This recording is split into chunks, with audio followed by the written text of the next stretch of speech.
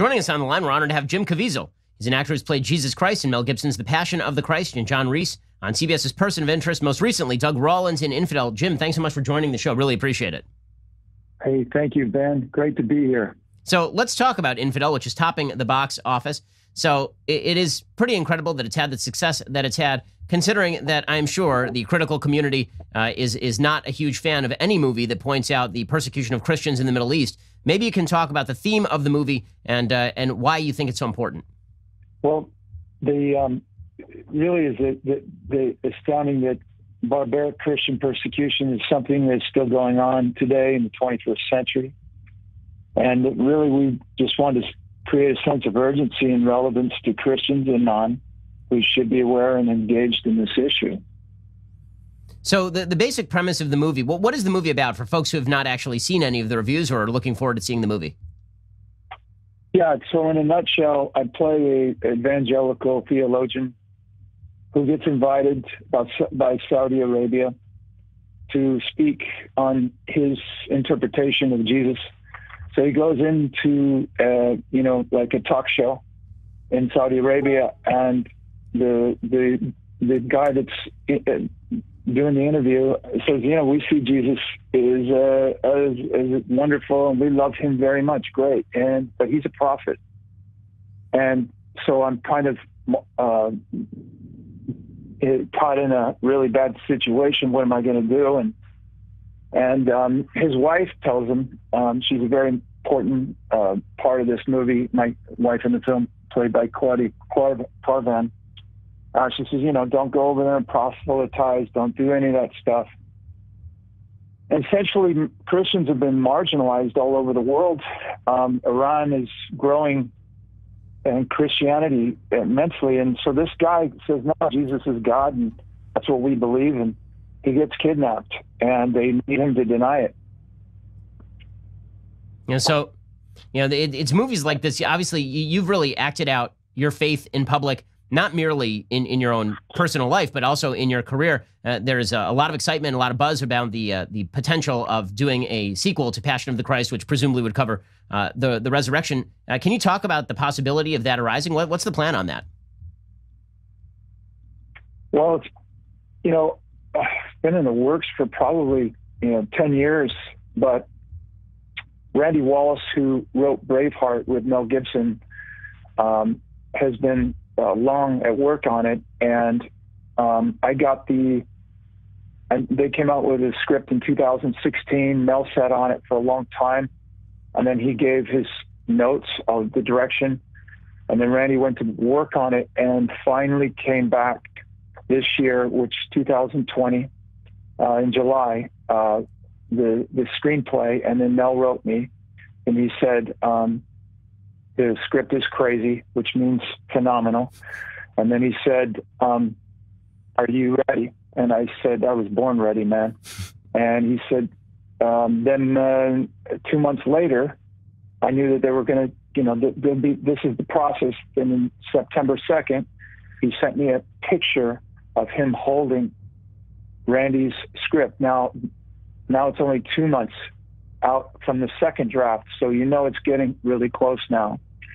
And I was extremely, I'm just like anything, just like with Infidel, I'm always scared, but I don't get the easy ones. I didn't choose this path. I do believe in my faith, and I do believe that God chose me for a purpose. I mean, I was 19 years old in a movie theater, and I had something come through me that was not from this earth. And he spoke to me and said, I'd like you to be an actor. And I think when Mel Gibson came to me to do the Passion of the Christ, he was a little astounded that I said yes so immediately. But I felt that this was what my calling was. I mean, and again, if you talk to Christians, they do feel a calling, because when you take that road, it is the hard road, right? So when you look at Saul, the great one, and he gets knocked off his horse, this is the head Pharisee, and he leaves everything to follow Jesus. the Son of God, and he is persecuted horrifically for his faith. And not much has changed in 2,000 years, Ben. It still goes on today. So when I went and made the movie, The Passion of the Christ, the same groups that attack Christians came out and said, this is the anti-Semitic Passion of the Christ. Now, let's be honest here. Did Mel Gipson say anti-Semitic things? Yes. But in his heart, absolutely not. Because Maya Morgenstern, who knows the Talmud thoroughly and knows the Torah thoroughly, and speaks Hebrew thoroughly, and ancient Hebrew. She's from Romania. He loved her. And so, but my job on that was, I'm not going to make a happy Jesus here. This is the passion of the Christ. It's not the friendship of the Christ. So you're going to see the thorns. You're going to see the nails, because this is what convicts us in places, because I know that you're a Jew and living in Germany during a time at Kristallnacht, you had Catholics that sat by and did nothing. You had Christians, evangelicals doing nothing. And then you had Catholics doing something. You had Lutherans doing something. But when you sit around the table at a cafe after what you just saw during the night, after the night of the broken glass, and you're sitting there saying, oh, well, you know, I personally wouldn't kill a Jew, but if you want to, you can go ahead. So where is that happening now? Well, you see him with the baby, the unborn baby, and now the born baby. And so this is about all humans, that the right to life across the board. And that's what we as Christians believe. And there's a time to live on this earth, but there's also a time to die. And there is no collaboration. All Christians need to stand up and fight back. And Jim, let's talk about kind of your choices as an actor. I mean, it's been pretty amazing. I first saw you on screen in The Count of Monte Cristo. You basically move in this very different direction from normal movie stardom. I mean, there's no question that you were breaking onto the scene as an A-plus list actor, which is why it was such a shock, I think, to Hollywood system when you did Passion of the Christ, and then when it turned out to be one of the biggest movies of all time.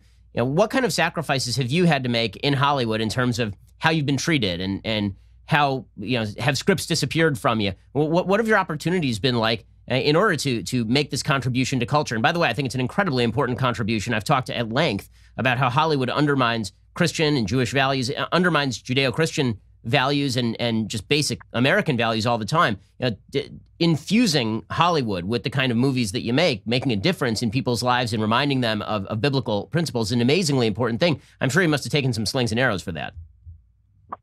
Yes, of course. Well, I mean, look, Mel came to me. My initials are JC, and I was 33 years old, the exact age that Jesus was crucified when I got that film. So I did believe that I was chosen, just as many of us are chosen to do certain things. And that in the scripture, he says, ask me anything. You know, seek ye first the kingdom of heaven and his righteousness, and everything shall be added to you. But not the way you want things, the way God wants it for you. That's really what our Father does. He gives you the things that you need, not the things you want that aren't going to further you in this journey. If I had gotten the things then that I wanted, I certainly would not be an actor. I certainly wouldn't be with my wife. It's a vocation, you know. That was my calling as an actor, and so I'm not a bought and paid for guy. I see collaborators everywhere in this business. Film is so important, but let me explain this to you as far as what Mother Teresa talked about a long time ago. That humility comes from humiliation. So you got to get in a shat. You got to get in the turd. You got to smell the manure, right? This is rough. It's not easy. But I go to my farm and I take the rocks out and I have to get the soil ready.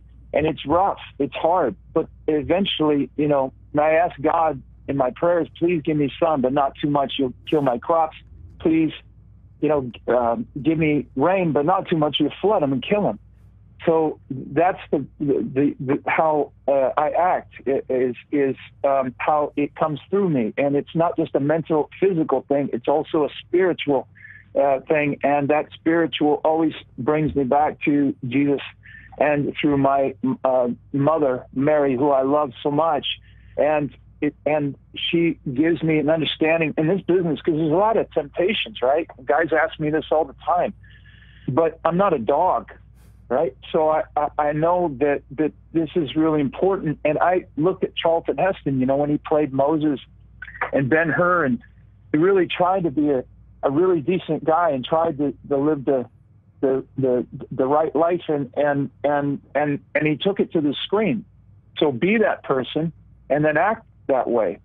And so Count of Monte Cristo is a film that came, and they rewrote the script, and they took mentions of God out of it. God will give me justice.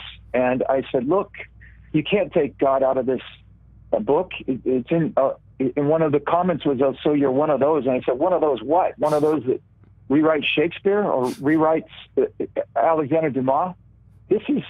Guys, this is what people, the deplorables, okay, who we are. We are people that love God as our Father and know that he deserves to be loved. And we want to freely do that. In the movie Infidel, when you have people putting a gun to your head like a theocracy and forcing religion into you. So we don't want that here. And we don't want secular extremists forcing that on us as well, and telling us who and what our faith is and what, if we can go to church or not. And that's, again, happening here. And this is part of also then the persecutions that we're going through right now, and why people need to go see Infidel, because they're being persecuted out there. Well, heck, they're doing it right here. And if we're ever going to go to war, we should go to war with secular extremists. That is a war that needs to be fought and must be won now. So Christians need to start speaking the truth. Well, Jim Caviezel, the movie is Infidel. Definitely go check it out. It's also directed by Cyrus Nowrasteh, who's a personal friend and an incredible talent. Jim, congratulations on the film. Congratulations also on the filming of the sequel to Passion of the Christ, which I'm sure will be just as enormous a hit and just as impactful culturally. Thanks for what you do. Really appreciate it. Ben, thank you, too. You're a wonderful man.